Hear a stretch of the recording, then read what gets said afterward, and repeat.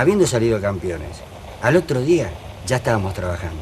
O sea, ya no estábamos para el festejo. O sea, la mejor manera para él de festejar era trabajar y dar más. Y eso es lo que nosotros siempre quisimos hacer. Y las cosas que nos inculcó, el esfuerzo, el sacrificio, el trabajo, la dedicación, y que el fútbol y el entrenamiento es el aprendizaje, es como en el colegio, el día a día, la cosa permanente, el mejorar en los entrenamientos, en la dedicación, el cuidado. Bueno, yo sinceramente le voy a explicar, yo tuve problemas siempre porque no es que yo no quiera entrenarme, sino que nunca me exigieron. Entonces yo tuve problemas con Osvaldo Subeldía cuando vino. Porque él sí exige. Claro, él exige mucho, o sea, él prepara al entrenador, o sea, al preparador físico, 1 hora y media trabajo con él. Y yo estaba acostumbrado a trabajar con el preparador físico y no hacía más nada. Ahora él a su vez después trabaja cerca de 1 hora y media, él con pelota. Entonces yo no estaba acostumbrado y tuve problemas y él me tuvo que separar del equipo para entrenarme y para acostumbrarme. A la gloria no se llega por un camino de rosas. Crack es el que más trabaja y el más humilde. Pobre el que se cree que llega porque está más próximo al fracaso.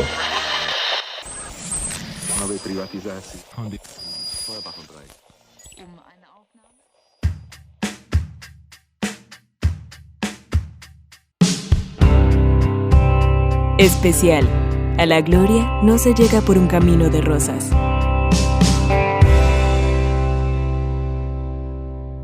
Fútbol sonoro del blog de Tiago Aristi.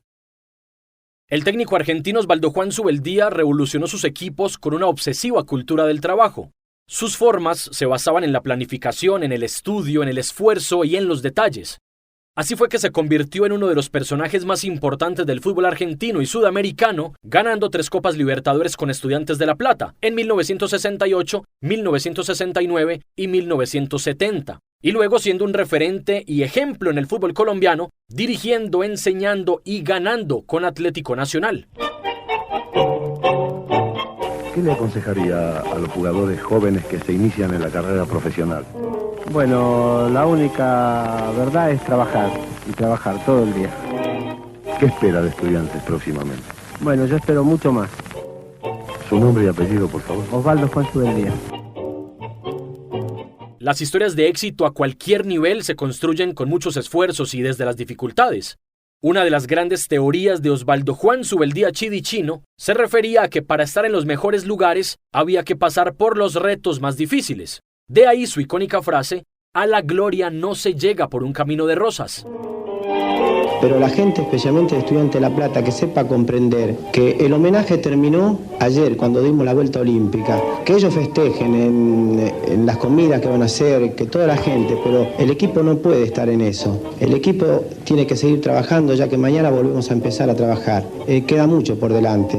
Los jugadores ya lo saben y mañana mismo van a empezar.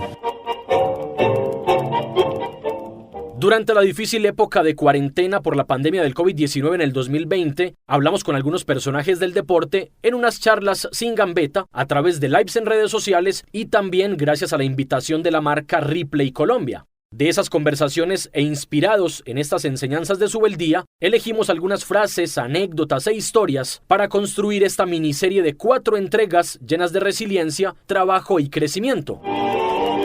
Pobre del técnico o jugador que cree que ya llegó a conquistar todo, no conquistó nada. Mañana empieza otra etapa nueva para todo el mundo. Este es el tercer capítulo de un nuevo especial en el podcast Fútbol Sonoro del blog de Tiago Aristi. A la gloria no se llega por un camino de rosas. Isabela Echeverry, Felipe Aguilar y Eduardo Atuesta. Estás escuchando el podcast Fútbol Sonoro del blog de Tiago Aristi.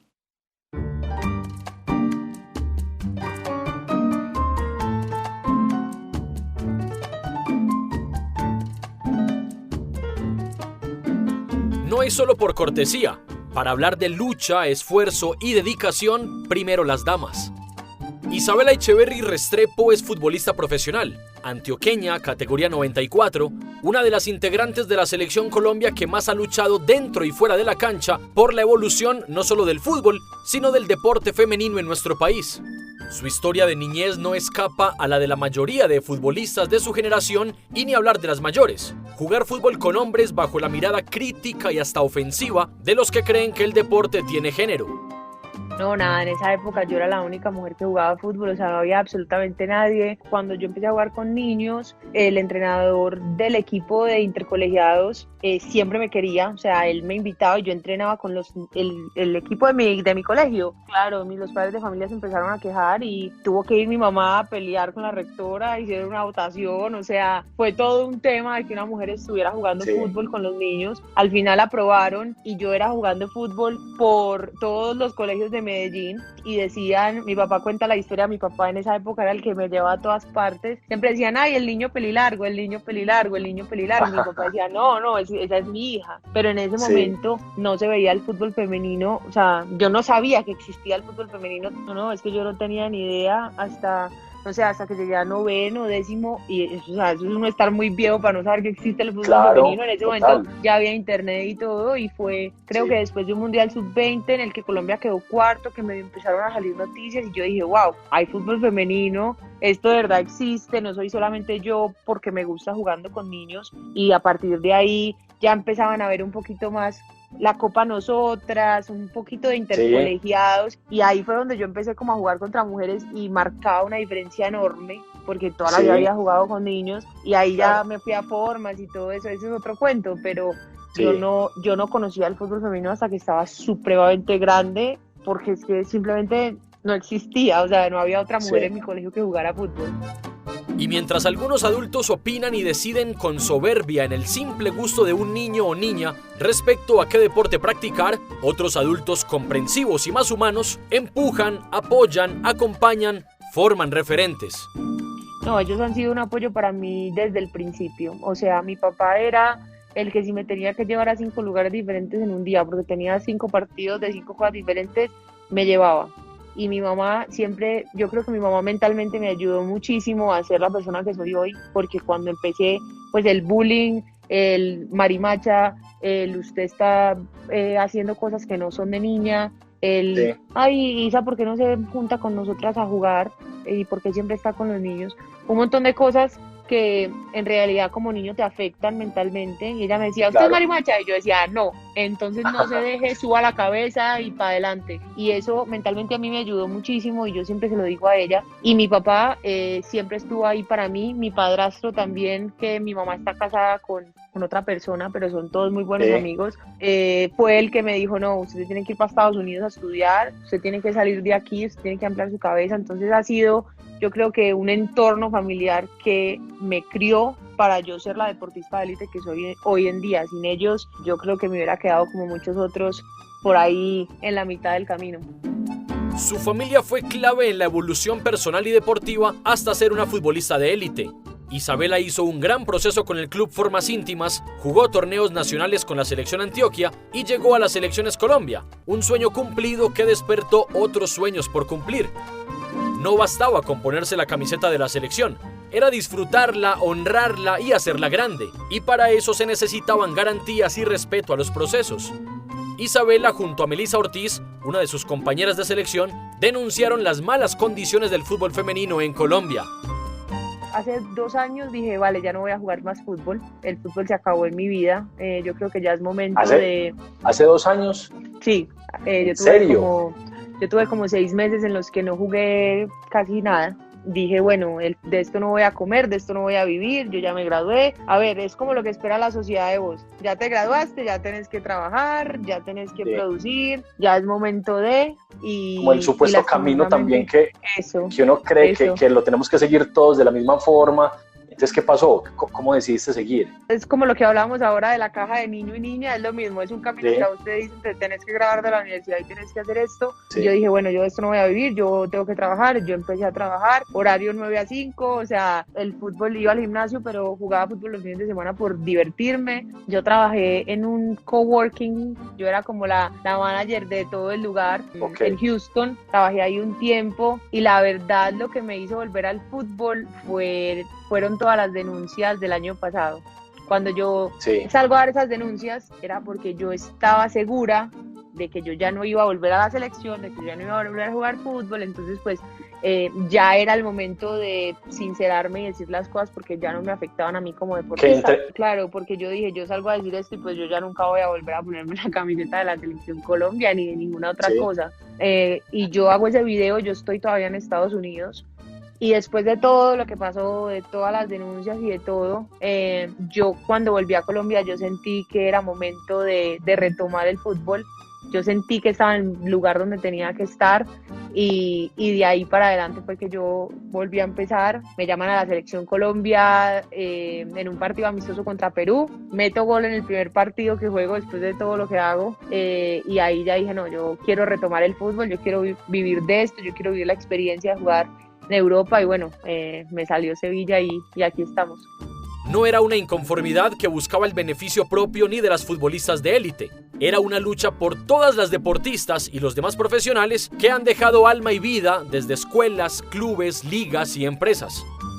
En estos días me hacían una entrevista y yo, pues con mucho respeto, le dije a la persona que me estaba haciendo la entrevista, a ver, yo te cuestiono, si vos tuvieras que haber trabajado en lo que trabajas durante 30 años sin remuneración alguna, simplemente porque te gusta, lo harías, porque es la realidad de muchos profesionales y de muchas personas que se han dedicado al fútbol femenino. O sea, te lo digo, digamos una Liliana Zapata en Antioquia, Liliana y Luz en Antioquia y en todas las ciudades. Lo mismo hay en Valle y en el Atlántico y en donde sea, pero son personas que se han gastado su vida trabajando por algo que económicamente seguramente no las llena ni nada, pero las llena la pasión, las mueve lo que hacen, y eso hay poquitos casos en los que la gente de verdad se dedica a eso por pasión y no por la parte económica. Y yo creo que en el fútbol y en el fútbol femenino sobre todo encontramos muchas de estas personas que lo hacen por gusto, por amor, por pasión y hay que darles un reconocimiento enorme porque son las personas que nos forman a las jugadoras que hemos estado ahí,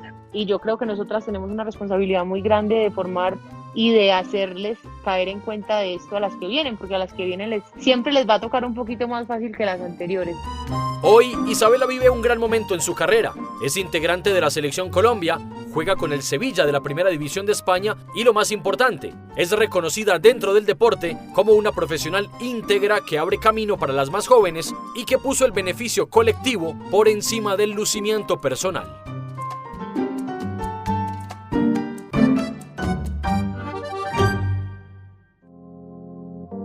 Hola, ¿qué tal? Soy Thiago Aristi. Gracias por escucharnos y muchas gracias por apoyarnos. Su aporte, cualquiera que sea, es un empujón más para seguir generando contenidos y contar más historias. Puede contactarnos a través de las redes sociales para contarle cómo puede sumarse a este proyecto. Estás escuchando el podcast Fútbol Sonoro del blog de Thiago Aristi.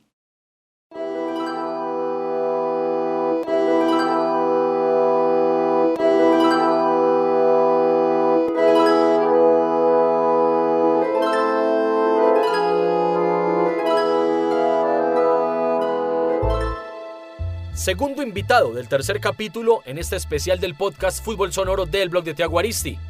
Felipe Aguilar Mendoza, categoría 93, futbolista profesional con debut y títulos con Atlético Nacional, figuración con Selecciones Antioquia, Selecciones Colombia y fútbol internacional.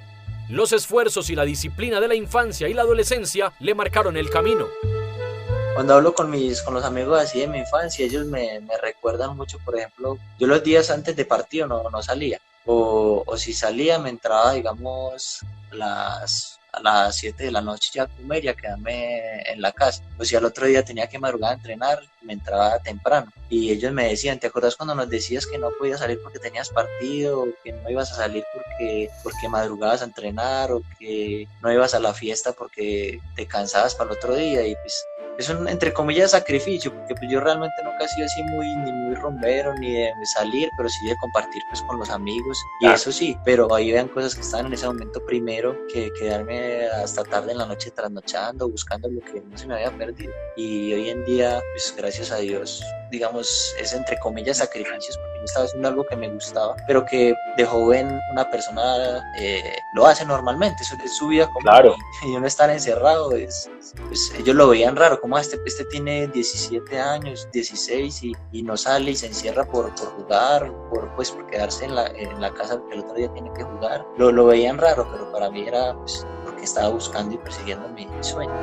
Su recorrido aficionado fue muy destacado, pero aún así, la alta competencia en su club le presentó un gran reto en un momento y una edad decisiva.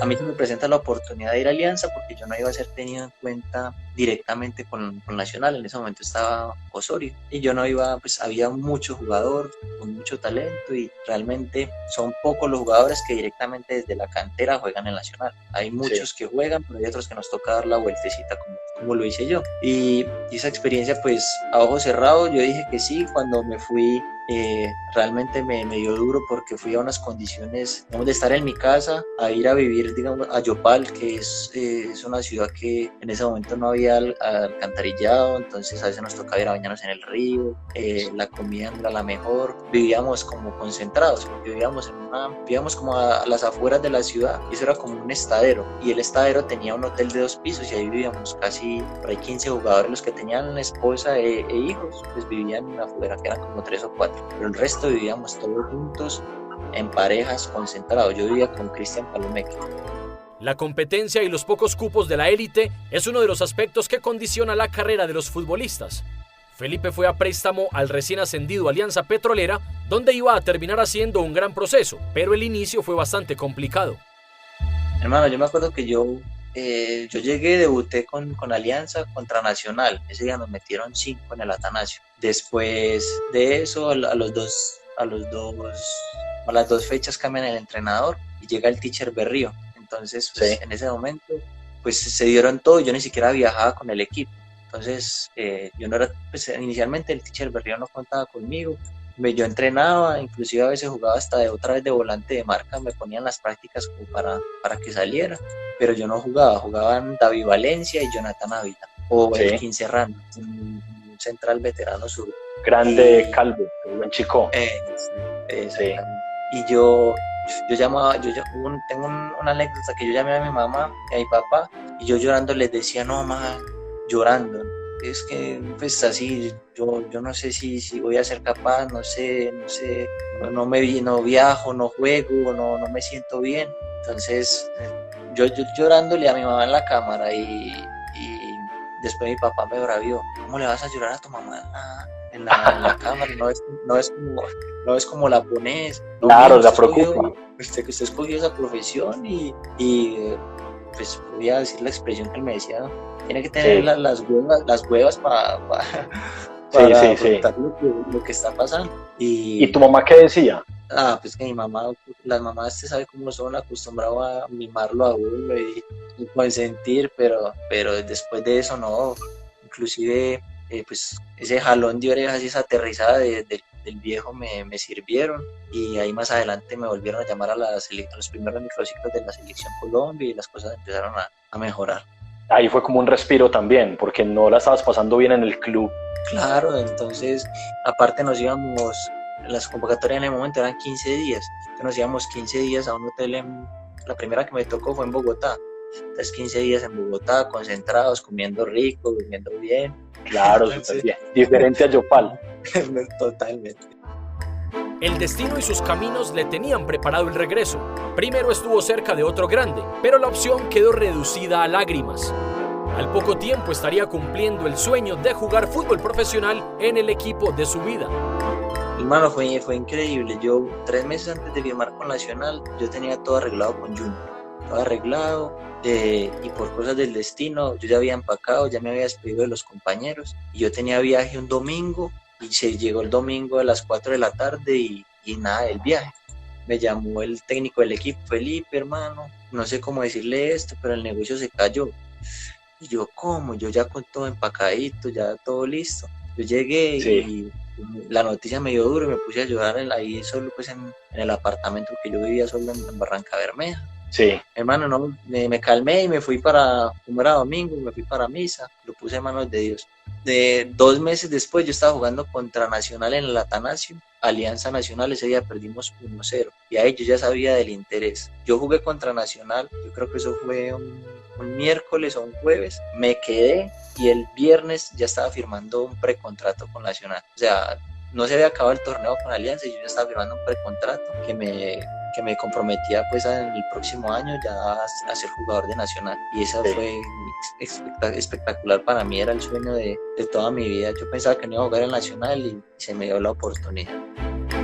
Felipe Aguilar no solo jugó con el equipo de su corazón y de su formación, también ganó una Copa Libertadores y 5 títulos más. Esto le abrió las puertas del fútbol internacional, donde conoció la presión y la crítica desbordada sobre el futbolista extranjero con la mítica camiseta del Santos de Brasil.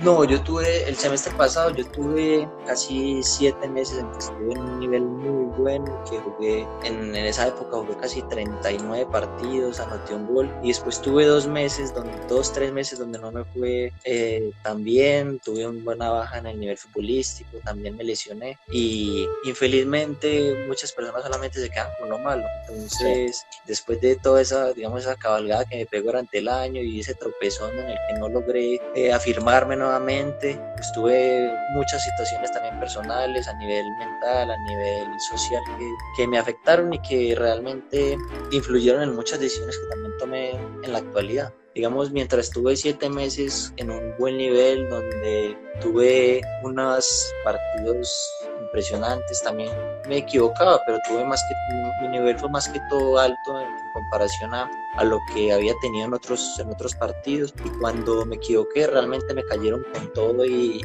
digamos, cuando estaba bien, por decir la cosa, la prensa no hablaba de mí, pero cuando me equivoqué, no sé si por ser extranjero o por los errores que había cometido, me cayeron con todo, ¿me entiendes? Y lo mismo la gran parte de la hinchada. Aquí el hincha brasileño es demasiado raro, como que solamente le sirve cuando ganas, y si perdes te dan con toda. Entonces, sí.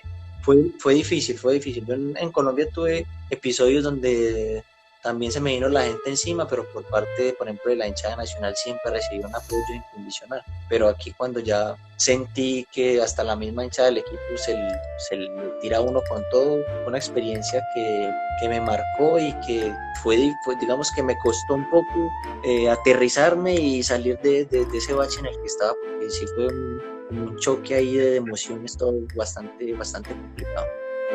La familia, la formación académica y el esfuerzo le han dado bases a Felipe para dejar atrás los malos momentos y convivir con el éxito sin nublarse. Hoy, en el 2021, Felipe es administrador de empresas de la Universidad Ceipa y afronta su 3er ciclo con Atlético Nacional, porque el destino y sus caminos le tenían preparado otro regreso.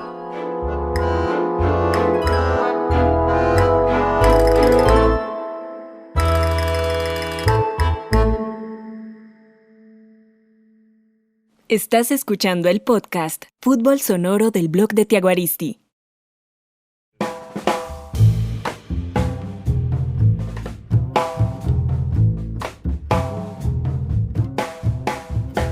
Eduard Andrés Atuesta Velasco es futbolista profesional, categoría 97, el menor del capítulo. Su talento es innato, de tradición, bien propio y colombiano.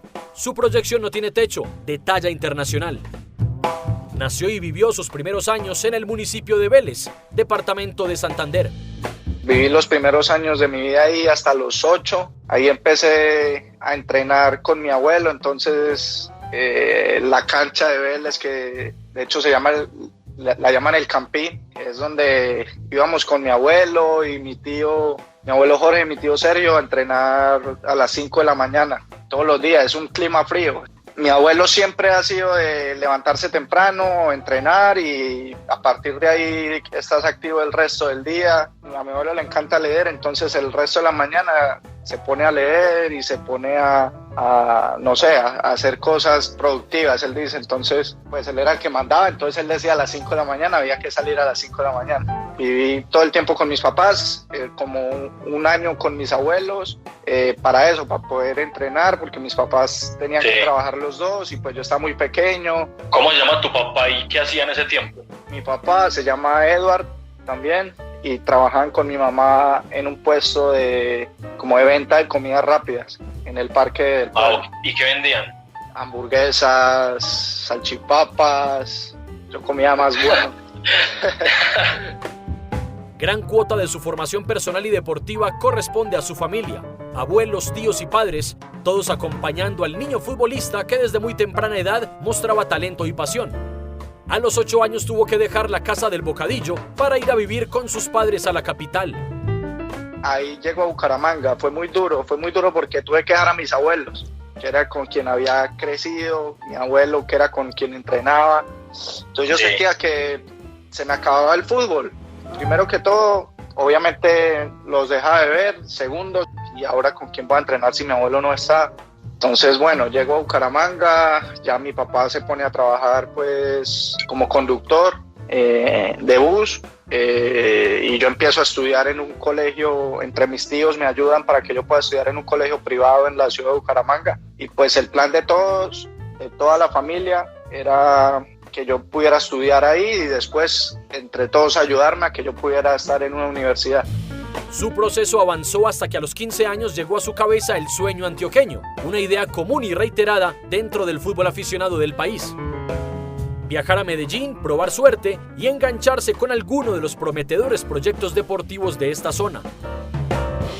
Yo tenía 15 años recién cumplidos. Yo estuve en Bucaramanga en la selección Santander. Yo jugué apenas un año en un equipo de Florida Blanca, Independiente Florida Blanca se llama ese equipo. Después quedé en selección Santander. Ahí lo convocaron. ¿Y qué categoría? Eso era prejuvenil, era con los años 96, 96 creo. Yo estaba ahí y pues los más grandes eran Antioquia, pues ganaban todo. Obviamente el clásico siempre es Antioquia Valle, pero pues Antioquia arrasaba y pues yo decía, yo tengo que estar allá. Entonces empecé a molestar y a joder a mis papás con que yo quería estar allá. Yo quería intentarlo, yo quería jugar allá. Decisión difícil de tomar. Lo que era un proyecto familiar para que Eduard cumpliera su sueño deportivo se iba convirtiendo de a poco en una apuesta de vida. Yo me voy para Medellín con mis papás, sin saber fechas, sin saber nada. Era principio de año, era un 10 de enero, cumpleaños de mi papá. Arrancamos para Medellín solo con la guía de una amiga de la familia que se llama Cielo González. Ella nos ayudó a conseguir las fechas de cuándo eran las convocatorias. Sí, yo venía a intentar buscar una oportunidad de que me vieran. Yo era muy confiado en lo que yo tenía en ese momento, digámoslo así. Y yo decía, yo solo necesito que me miren, yo solo necesito que alguien me mire ya. Llego, eran convocatorias de Nacional en Campo Amor. Eran del año 94, 95 y 93, esas convocatorias. Pero pues nosotros estamos en un hotel al lado del terminal, que eso es Castilla, creo. Y éramos los tres en un hotel, era gastando plata, obviamente. Si bien no era un hotel 5 estrellas ni nada por el estilo, se gastaba plata, que en esos momentos era algo muy valioso para mi papá. Estaba gastando un dinero importante para nosotros, era para sobrevivir. De ahí vamos, entonces no podíamos perder tiempo. Yo me hago pasar. O sea, ahí uno no entrega papeles, no entrega nada, sino simplemente yo me metí a la cancha con un montón de jóvenes que habíamos ahí. Entonces ahí empiezan, bueno, ¿quién es defensa central? 20 levantan la mano. Entonces ahí eligen así como al azar, vayan ustedes para allá. Juegue. Y arme un cotejo, eran 20 minutos por partido. Pero te digo que habían 700, eran como 500, de 500 a 700 pelados en Campo Amor. Y todos gigantes, yo veía unos manes y les preguntaba, ¿de dónde son? No, de Buenaventura. Hay unos manes grandísimos que pues yo era pequeño, ¿me entendés? En edad a comparación a la de ellos, y aparte yo soy delgado, en esa época era aún más delgado. Menor a la categoría, sin conocidos, en una ciudad nueva, jugándose el futuro sin saberlo, solo con la compañía de sus papás que lo veían desde la tribuna. Personalidad, un poco de fortuna para poder tocar la pelota y mucho talento para saber qué hacer con ella. Eduard pasó los filtros. Empiezo a jugar, súper bien. Es muy complicado porque son 20 minutos y por lo general nadie quiere tocar el balón porque todo el mundo quiere mostrar lo que tiene.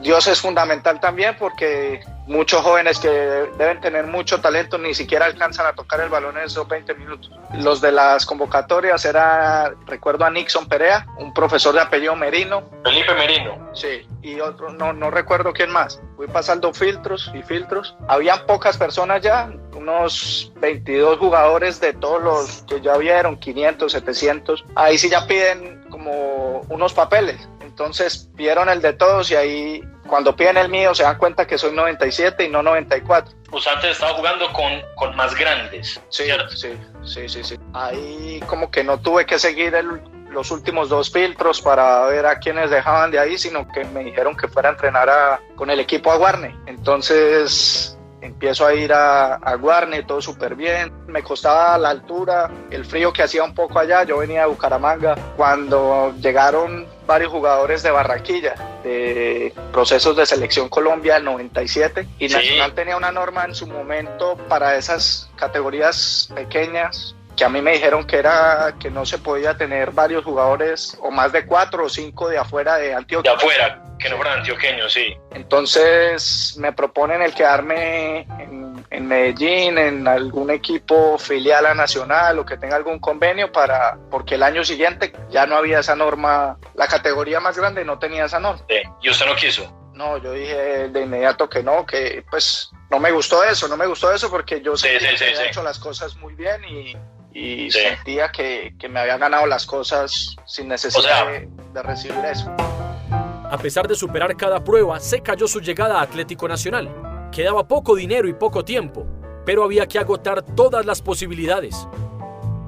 Ahí me dicen que las convocatorias en Medellín empezaban el lunes y eso era un viernes. Yo dije que hablé con mis papás y les dije que por favor nos quedáramos 3 días más. Eran 3 días de hotel ahí de 3 personas. De comida, de todo. Era complicado. Bueno, mis papás deciden apoyarme y otra vez voy a Campo Amor, a convocatorias de Medellín. Cuando llego, otra vez los 500 o 700 pelados que estábamos hace una semana con Nacional, que les habían dicho que no. Entonces era otra vez empezar un filtro, todos los filtros, todo igual. Recuerdo que toda esa convocatoria, la del Medellín, la hice con Ever Valencia. Ever Augusto. Sí, Ever Augusto, pero no éramos amigos ni nada, simplemente lo reconocí, jugaba muy bien. Entonces éramos, digamos, los que más destacábamos en la convocatoria. Pasé todos los filtros hasta llegar a 22 jugadores otra vez. En esta sí hubo un filtro que solo toqué el balón una vez y recuerdo que lo que me vendió fue que el arquero me hace un saque de volea, pero no un saque así templadito que te llega bien el balón, sino sacó altísimo. Y en Campo Amor, cuando era de arenilla, así de arenilla, maluquísimo. Viene el balón. ¿La bajó o qué? Y la bajé, o sea, la dejé ahí pegada y arranqué y logré driblar a uno y la toqué, no toqué más el balón. Y fui el único que quedé ese filtro y fue el único balón que toqué. Entonces yo por eso ahí dije, uy, no, gracias a Dios, porque si el arquero no me saca a mí ahí, lo más probable es que no hubiera quedado. Que no la toque. Bueno, entonces llegamos al filtro 22 y esos 22 jugadores jugaban contra la base. Y la base era Wilson Mateo López, Cristian Echavarría, el combo esa 97 del Medellín, que era bravísimo en esa época. Y bueno, recuerdo, empezó el partido y ponen a Ever Valencia de lateral izquierdo en ese partido. Claro, lo mataron, no tocaba el balón y Cristian Echavarría era el que encaraba a Ever Valencia, entonces lo hizo ver un desastre en ese partido. Nos dieron un baile increíble, pero yo hice un gol desde un poquito, 10 metros más adelante de mitad de cancha con la izquierda, que vi al arquero por fuera, recupero un balón, lo veo por fuera y con la izquierda le pego desde ahí. Y ya, porque no volvimos a tocar el balón, ese equipo era muy jodido. De una vez Octavio Rivera entra y me dice que yo con quién vengo. Le digo, mis papás están ahí, pues hable con ellos. De una vez me dice, no, venga, sálgase. Me sacó del partido, vamos a hablar con mis papás y todo eso. Y ya ahí empieza mi camino en Medellín, porque decidieron que yo me quedara jugando en el rojo. Y así comenzó la historia que ya conocemos. Tricampeón juvenil con Selección Antioquia, debut profesional con Independiente Medellín, Selección Colombia sub-20 y sub-23 y venta a Los Ángeles Fútbol Club de la MLS, donde ahora es uno de los jugadores más destacados del equipo y de la liga. 3 historias sin partidos en común, sin camerino compartido, pero con la coincidencia del trabajo, el esfuerzo y el acompañamiento de la familia para crecer y superar todos los obstáculos, porque a la gloria no se llega por un camino de rosas.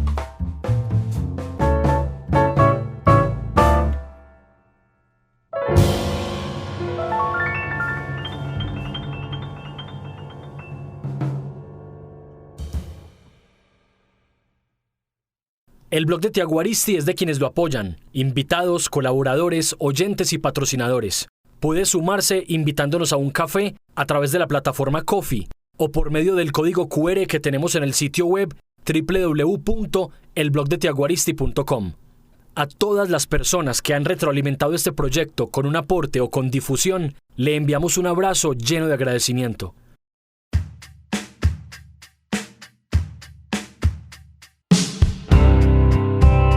Especial. A la gloria no se llega por un camino de rosas.